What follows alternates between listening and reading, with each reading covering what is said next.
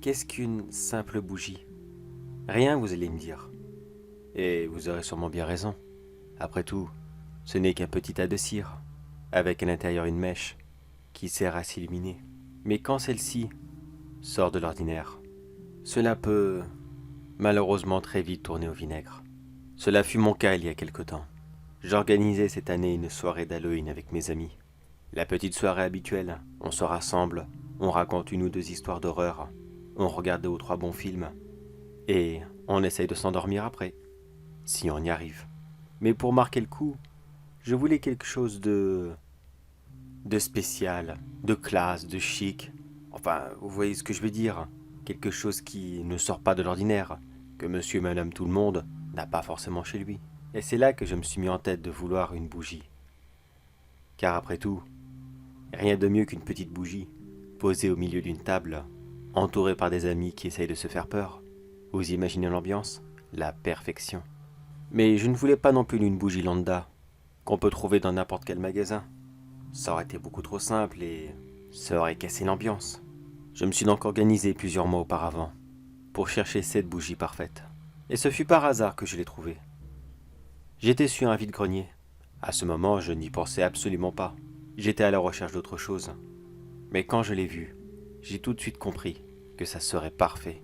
C'était un magnifique chandelier de couleur argent, avec accroché dessus une très grosse bougie, mais qui avait du vécu. On voyait bien qu'elle n'était pas de première fraîcheur. Il devait rester quoi? 10 centimètres sur une taille dont j'ignorais complètement à la base. Elle était si belle, je ne pouvais vraiment, mais vraiment pas refuser. Et en plus, elle était quasiment donnée. Bon, je vais pas vous embêter avec les détails de la transaction car on n'est pas là pour ça. Mais bon sang, qu'est-ce que j'étais fier à ce moment de ma trouvaille. J'avais tellement hâte d'être à Halloween.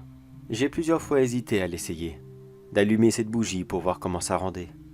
Mais non, je voulais me faire la surprise à moi aussi. Déjà que j'étais l'organisateur, que j'avais déjà prévu quelques effets spéciaux, tous les films et d'autres éléments de surprise.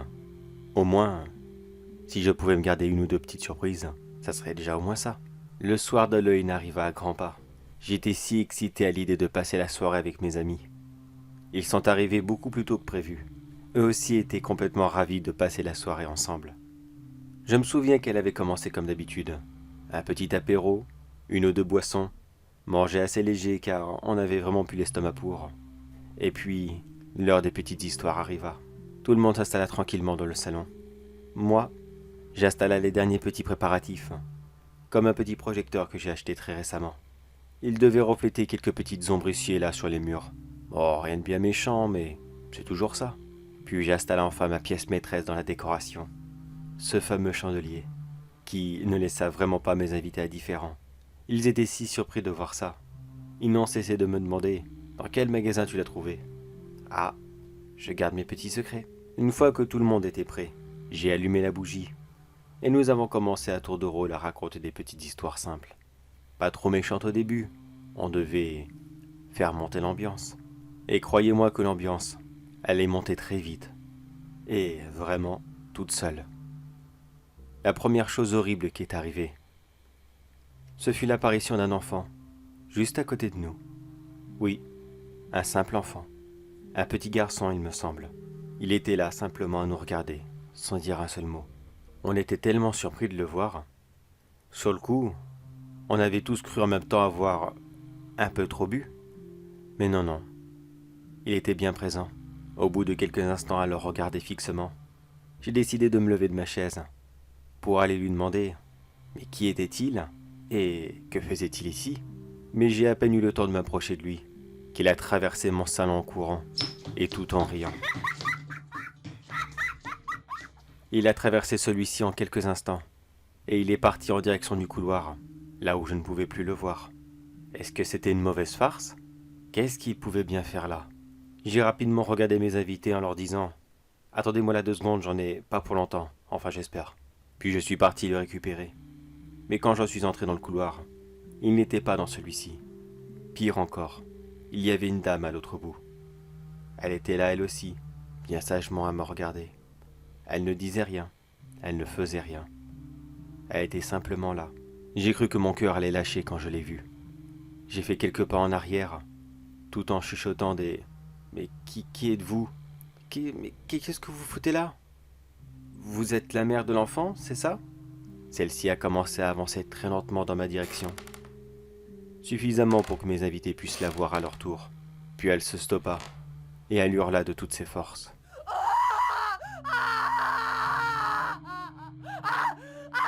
Pour faire demi-tour en courant, et rejoindre ainsi cet enfant qui s'était perdu quelque part chez moi. Après avoir vu ça, j'étais complètement effrayé, paralysé sur place. Mais qui étaient ces gens? Qu'est-ce qu'ils faisaient là? L'un de mes invités, le costaud de la bande, qui ne croit absolument pas au paranormal, a immédiatement pensé à des intrus qui avaient dû rentrer dans la maison pendant que nous étions occupés. Il se leva de sa chaise en colère, et il murmura quelques injures que je ne préfère pas répéter ici. Poing serré, il partit dans leur direction, en jurant que s'il leur mettait la main dessus, ils allaient passer le plus mauvais quart d'heure qu'ils n'auraient jamais eu. Il a dû s'absenter comme cela 10 minutes. Je vous vois déjà venir. Vous imaginez sûrement qu'il s'est fait avoir par quelque chose, pendant qu'il était tout seul. Mais non, nous ne sommes pas dans un vieux film d'horreur complètement cliché.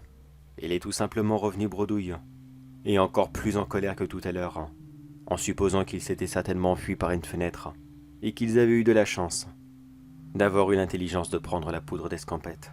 On était encore tous sur le choc. Aucun d'entre nous n'était partant pour continuer la soirée. Je voyais même bien qu'ils n'avaient qu'une seule envie, c'était de rentrer chez eux. Mais non, impossible. Tout le monde avait un peu trop consommé pour reprendre le volant. Ils étaient bloqués avec moi pour la nuit. Et alors, quelle nuit que nous avons passée. Ça n'a cessé de se répéter en boucle et en boucle. Le troisième fut un vieillard dans ma cuisine, qui, pour une raison inexpliquée, a voulu grimper sur le mur comme s'il était capable de l'escalader, juste avant de passer à travers celui-ci et de disparaître. On a aussi le droit à une meute de chiens qui ont traversé le salon de part en part. Ils ont apparu comme ça, de façon complètement inexpliquée, pour disparaître dans la noirceur de la nuit. Il y a aussi une petite fille, qui n'a pas arrêté de nous demander où était sa mère, et qu'est-ce qu'elle faisait ici. Elle a finalement pris peur et elle aussi s'est enfuie au bout du couloir, certainement pour rejoindre les autres. On a enchaîné comme cela ces apparitions mystérieuses toute la nuit, jusqu'à ce que le soleil montre enfin le bout de son nez. Ces fantômes disparurent d'un coup, sans donner la moindre explication. Dès que mes invités purent reprendre la route, ils ont eux aussi disparu très très vite. Et depuis le temps, aucun d'entre eux n'est revenu chez moi. En même temps, je peux vraiment pas leur en vouloir. Afin d'essayer de nettoyer ma maison mieux que possible, j'ai décidé de me débarrasser de tous les objets qui étaient présents ce soir-là. Enfin, pas tous non plus, j'allais pas jeter mon mobilier. Mais tous les objets insolites que j'avais réunis pour la soirée. Les gobelets spéciaux Halloween, les gâteaux et les apéritifs qu'il restait, les quelques fausses toiles d'araignée que j'avais accrochées sur le mur, même le projecteur. Je n'ai pas pris de risque et je l'ai jeté à la poubelle. Il ne me restait qu'une seule chose, ce fameux chandelier et sa mystérieuse bougie. Lui par contre, je n'avais vraiment pas envie de le jeter. C'est donc à contre-cœur que je l'ai emmené chez un antiquaire. J'ai sous-prétexté un héritage familial et que je ne désirais pas le garder. Celui-ci a fait une rapide recherche dessus et a découvert qu'il avait un horrible passé, par rapport à des initiales qui étaient gravées dessus, et que je n'avais vraiment pas porté attention. Il avait apparemment servi à un prêtre qui pratiquait plusieurs exorcistes. Au XIXe siècle, c'était lui le meilleur. Il était connu de tous pour réussir à chasser les démons, là où personne n'osait s'aventurer. Après m'avoir raconté son histoire qu'il avait trouvée sur Internet, l'antiquaire me fit remarquer un petit détail sur la bougie. Quand on regardait bien à certains endroits, on pouvait encore y voir le sceau d'une église. Ce n'était pas une bougie ordinaire, mais un cierge. Il m'a fallu à peine quelques instants pour faire le lien entre l'histoire de ce prêtre et de toutes les ombres que j'avais vues.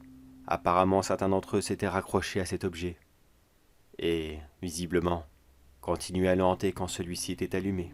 J'ai préféré ne pas raconter cette histoire à l'antiquaire. Il m'a proposé un prix extrêmement bas par rapport à la valeur de l'objet, en sous-prétextant bien sûr que celui-ci était un petit peu abîmé, et qu'il aurait du mal à le revendre au collectionneur. Moi, très franchement, il aurait pu m'offrir un paquet de cacahuètes, ça aurait rien changé du tout, j'aurais accepté.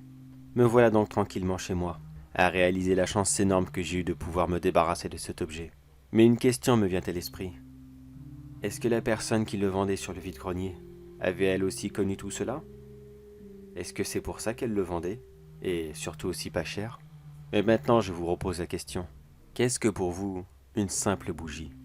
Eh bien, pour ce qui me concerne, même une simple petite bougie peut être la source de toutes vos plus grandes terreurs. Et ça, sans que vous le sachiez.